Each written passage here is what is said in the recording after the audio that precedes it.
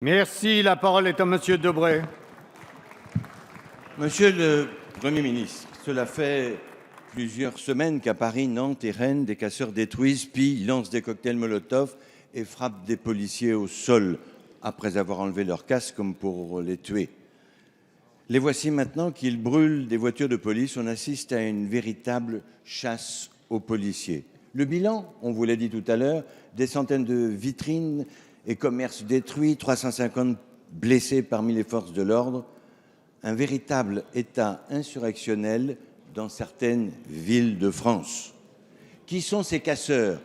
Sont-ils clairement identifiés, connus et fichés?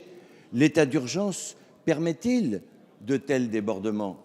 Que se passe-t-il? L'État aurait-il abdiqué face à la grogne d'une extrême gauche ultra-violente attisée par des syndicalistes qui injurient gravement les policiers? Quelle image pour notre pays sur la scène internationale alors que l'Euro 2016 débute dans moins d'un mois?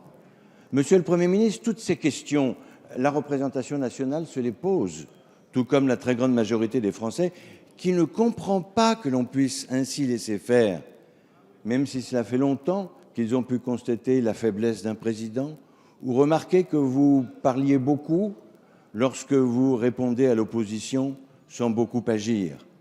Et lorsque vous injuriez vos frondeurs de votre parti et qu'il n'y a plus d'unité dans le gouvernement entre vous et votre ministre de l'économie. Or, quand il n'y a plus de pouvoir, c'est la rue qui le prend et le fait dans la violence. Faiblesse partout, État nulle part. Le président a apporté son soutien aux policiers. On n'attendait quand même pas qu'il apportât son soutien aux casseurs. Le ministre de l'Intérieur vient de le faire aussi. La parole est à Monsieur Bernard Cazeneuve, ministre de l'Intérieur. Monsieur le député Debré, vous êtes parfaitement au courant de ce qu'est, dans le temps long de l'histoire de la Ve République, l'histoire des manifestations. Et vous savez que les casseurs ne sont pas nés avec les manifestations récentes. J'ai fait faire un petit bilan extrêmement précis des dégâts occasionnés par les casseurs à l'occasion, par exemple, du CPE. Et au moment du CPE, il y a eu énormément de casses. J'ai fait un bilan extrêmement précis de ce qu'a été l'action des casseurs pendant les 3 semaines d'émeutes urbaines de 2005, à l'occasion desquelles il y avait un ministre de l'Intérieur qui semble inspirer vos questions. Et à ce moment-là, vous ne théorisiez pas la chienlit ni la faiblesse du président de la République de l'époque. Et moi, je vous demande simplement, monsieur Debré, d'essayer de faire en sorte que sur ces sujets-là, on fasse un peu moins de politique et qu'on soit davantage dans la responsabilité collective.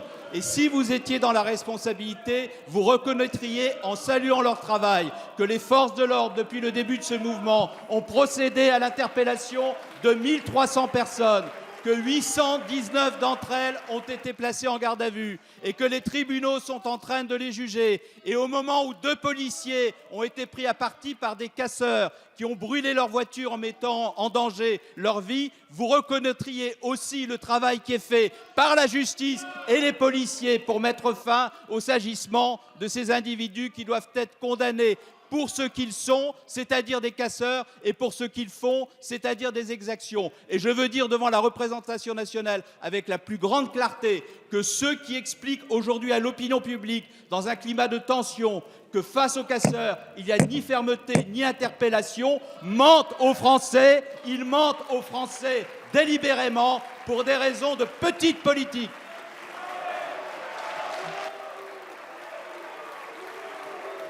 Merci.